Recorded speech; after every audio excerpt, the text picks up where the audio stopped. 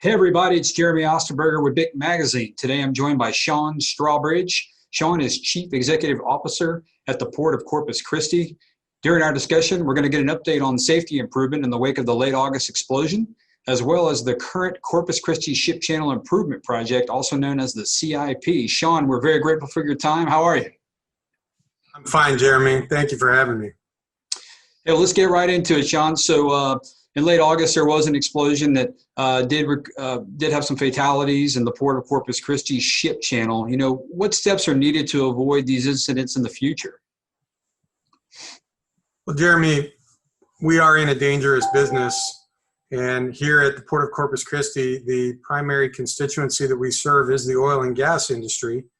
And it was an extremely unfortunate incident that we experienced in August of this year, including a significant loss of life and injuries to crewmen of a dredging vessel. The underlying causation for that has yet to be determined, and there is a federal investigation that's being led by the National Transportation Safety Board. We are certainly an agency that will play a supporting role in that investigation. But to your point about how do you avoid accidents, it's really about ensuring a culture of safety. And that's what we do here at the Port of Corpus Christi. Safety is one of our core values. In fact, it's our number one core value, safety first. And in order to create a culture of safety, you really have to empower people to take responsibility for their own actions and the actions of others. We have a philosophy here: if you see something, say something, and everybody has stop work authority.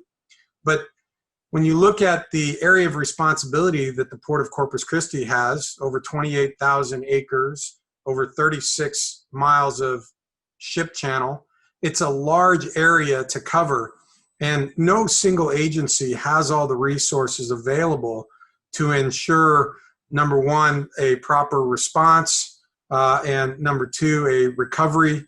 And so we have to work with other agencies, whether that's the federal agencies like the United States Coast Guard or Customs and Border Protection, whether it's state authorities like TDM or the state emergency management coordinators, and here locally with our first responder partners at the City of Corpus Christi and Nueces County.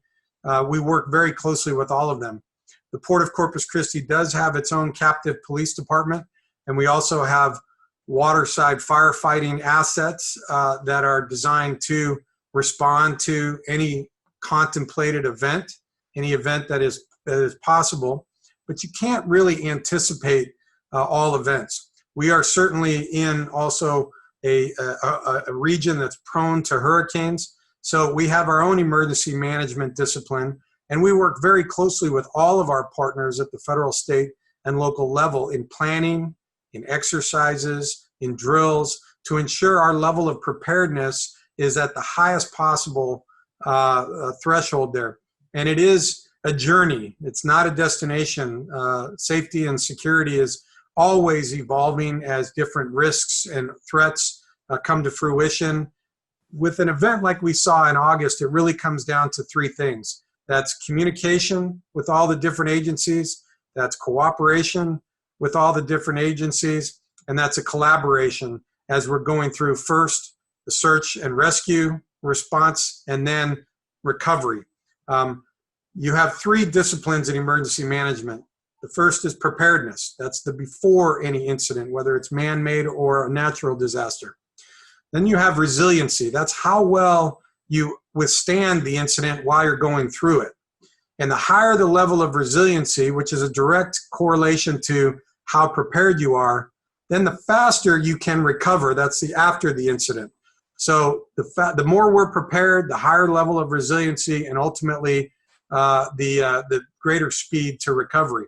In this particular case, which was one of the worst incidents in the history of the Port of Corpus Christi, with loss of life and injury, the Corpus Christi ship channel, that portion of the channel was only shut down for about 2 days. And I think that's testament to the resiliency that's a result of those collaborations, cooperations, and communications with all the different partners that we have. Hey, Sean, really appreciate you elaborating on POCC's role in the wake of that incident. Thank you. So let's transition a little bit over, Sean, into the current projects underway. Can you give us an update on the CIP, which for our audience's knowledge is the Corpus Christi Ship Channel Improvement Project? Yeah, Jeremy, that's a project that's been 30 years in the making. Congress mandated that the Army Corps of Engineers start to study the feasibility of that project back in 1990. And then Congress authorized the project in 2007. It took some time for us, including a reauthorization in 2014, to reach an agreement with the Army Corps of Engineers on the cost share and the ultimate scope of that project. We finally signed what's called a project partnership agreement in 2017, and that's really the last key bureaucratic hurdle before you can actually begin to contract for the work and begin the work. We're very happy to report that the work did start. It started about 1.5 years ago, and the work does continue. It's a project that is managed by the United States Army Corps of Engineers because it is a federal project, and it's designed to deepen the Corpus Christi ship channel to 54 feet and to widen it from some of its narrowest points to 530 feet in width, and then add additional barge shelves, as we call them, another 200 feet on either side of barge shelves. So when you look at that type of a improved channel, that will give the Port of Corpus Christi the most improved ship channel in the entire U.S. Gulf. Why is that important? Because that allows for, number one, the safe passage of two-way traffic, and number two, the fluidity of that two-way traffic. As we see more traffic, as our volumes grow as a result of the energy renaissance that the United States has experienced over the last decade, vessel technology has also evolved over that same period of time. Vessels are much larger now. It's important that our customers can optimize their investments by loading more goods on single vessels, which makes then their products more competitive in the demand centers overseas that certainly have the large appetite for American goods and services. So we're very excited about this project. It is a project that will take a number of years to complete, probably another 3 to 4 years to complete, as we're improving 36 miles of ship channel. Congress has authorized appropriations for it to the tune of about $250 million thus far. We, the Port of Corpus Christi, have a cost share responsibility as well, and we've already transferred a good portion of our cost share to the Corps of Engineers. So the project has sufficient funding, but it's not fully funded. And that's why when you look at the environment that we're in today, the political environment that we're in today, and the fact that we're in an election year, unfortunately, it does look like we will not see a budget. We will instead see what's called a continuing resolution, which could perhaps delay these types of projects, whether it's our project or any other infrastructure project that's dependent upon federal funds to see those projects to fruition. We really need to get by some of the party politics, and as it relates to infrastructure in this country, really focusing on putting the great women and men of this country back to work. And infrastructure is certainly an area of great job creation and economic growth. So we're impressing upon our elected officials, and certainly the state of Texas delegation has been big supporters, but it's really about impressing Congress that there are certain types of appropriations that should endure beyond the politics, and infrastructure in general, and certainly the Port of Corpus Christi Ship Channel Improvement Project in particular fits that description quite nicely. And Sean, with Port Houston and the POCC both getting ready here for expansions and improvements, certainly there's a federal and state focus on coastal marine infrastructure here in Texas. So Sean, BIC Magazine recently posted an article about the Port of Corpus Christi receiving some federal FEMA funding related to Hurricane Harvey. How will those funds be allocated? Well, we were very fortunate with Harvey, even though we were ground zero for where Harvey came ashore. And then, if you recall, Harvey kind of moved up the coast of Texas and stalled in Houston and dumped record rains, and the subsequent was record flooding. It's the second most damaging hurricane in history, behind Hurricane Katrina. Estimates of $125 billion of damage from Hurricane Harvey. We were very fortunate in that our damage was modest, I should say, but certainly eligible for FEMA funds. The FEMA funds that we will be receiving, which are modest funds, are really designed to increase coastal resiliency, coastline, shoreline mitigation, erosion mitigation, and really to, again, increase that resiliency of some of our facilities from wind damage and perhaps in the future flooding. Hey, Sean, thank you for that update. And looking into the future, you have very, very large crude carriers and other larger vessels that are making their way, to the Texas coast, including the POCC. Looking at the future, what are some of the challenges, and does the CIP sort of suffice for the next 10 to 20 years? Well, Jeremy, it's a great question. When I talked about the Channel Improvement Project and how Congress mandated that the Army Corps of Engineers begin the feasibility study in 1990, and here we are 30 years later, and we're still working on that project. Vessel technology over that same period of time has evolved much more rapidly than infrastructure has been able to keep pace, whether that's container vessels or whether that's tankers for liquid bulk commodities.